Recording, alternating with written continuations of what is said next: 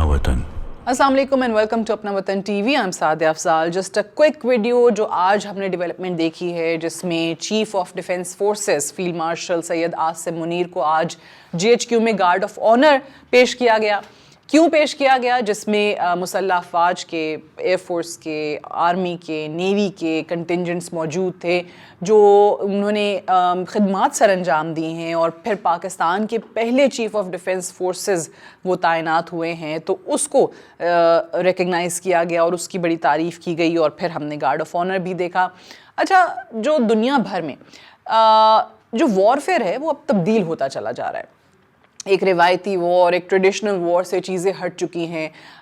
अब उसमें cyber warfare भी सामने आता है, उसमें इंफॉर्मेशन की वॉर भी है, उसमें आपको आर्टिफिशियल इंटेलिजेंस का बड़ा किरदार नज़र आता है। अब ये तमाम तर चीज़ें हैं जिसने जंगों की लड़ने की जो कैपेसिटी है, जो सलाहियतें हैं वो एक तरफ, और जो तरीक़ाकार है दूसरी तरफ, मोर इम्पॉर्टेंटली उसको भी चेंज करके रख दिया है।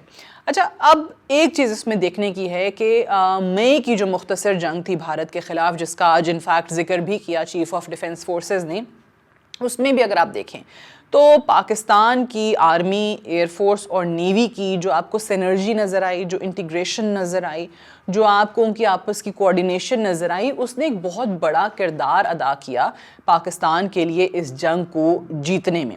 उसने दुश्मन को हराने में एक बहुत बड़ा रोल प्ले किया और आज भी इसका जिक्र किया गया और ये भी कहा गया कि जिस अंदाज में वो इंटीग्रेशन ने आपको उस मुख्तसर जंग को जितवाया है, इसी तरीके से ये जो डिफेंस फोर्सेस का हेडक्वार्टर्स बनाया गया है, ये भी इनएविटेबल था। जो फ्यूचर के चैलेंजेस हैं जो कि बड़े मुख्तलिफ होने वाले हैं आने वाले दिनों में, उसमें भी ये पैगाम देना दुश्मन को बहुत ज़्यादा ज़रूरी था। और हमने देखा है कि मई के बाद ही जो आसिम मुनीर साहब की खिदमात रही हैं आर्मी चीफ़ की, उसके रिकग्निशन के अंदर उनको फील्ड मार्शल का ओहदा भी दिया गया और अब वो पाकिस्तान के पहले चीफ ऑफ डिफेंस फोर्सेस भी बन चुके हैं। मार्का हक का जब जिक्र किया chief of defence forces field marshal Asim Munir ने, तो उन्होंने यही बात की कि उस वक्त भी जो मल्टी डोमेन आपको एक ऑपरेशंस नज़र आ रहे थे वो कितना ज़्यादा ज़रूरी हैं, और उसकी जो एग्ज़ाम्पल पाकिस्तान के तीनों मुसल्लह अफवाज ने दिखाई है वो एक टेक्स्ट बुक एग्जाम्पल बन चुकी है और वो दुनिया भर के लिए एक केस स्टडी है। आप देखें कि उस वक्त ये बहस एक तरफ चल रही थी कि जनाब किसका जो असलहा है वो बेहतर है, किसकी टेक्नोलॉजी बेहतर है। एक तरफ आपको इजरायली ड्रोन्स मिल रहे थे, एक तरफ आपको फ्रेंच जहाज़ मिल रहे थे, एक तरफ आपको रशियन एयर डिफेंस सिस्टम नज़र आ रहा था, और दूसरी तरफ जो है वो चाइनीज़ जहाज़ और चाइनीज़ मिसाइल्स थे।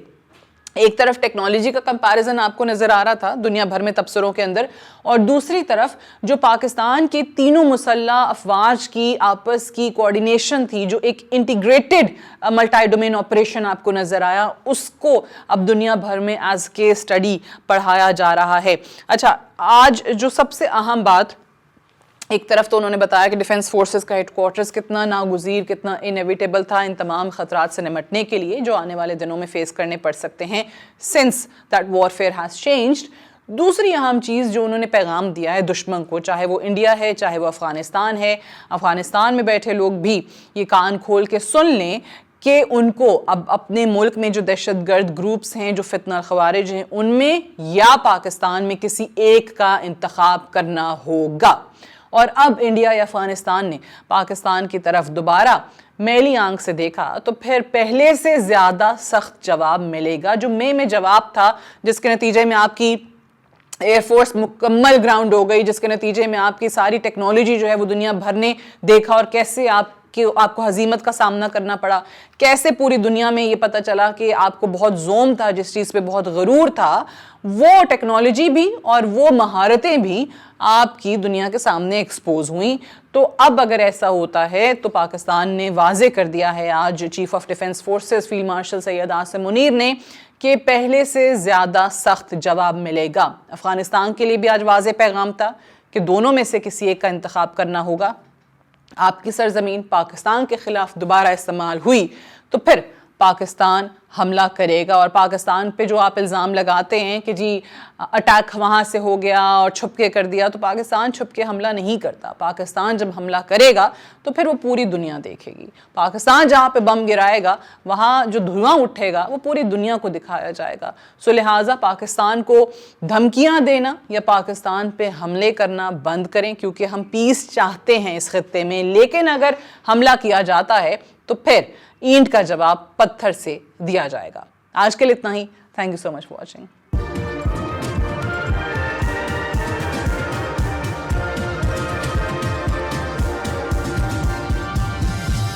You are watching Apna Watan.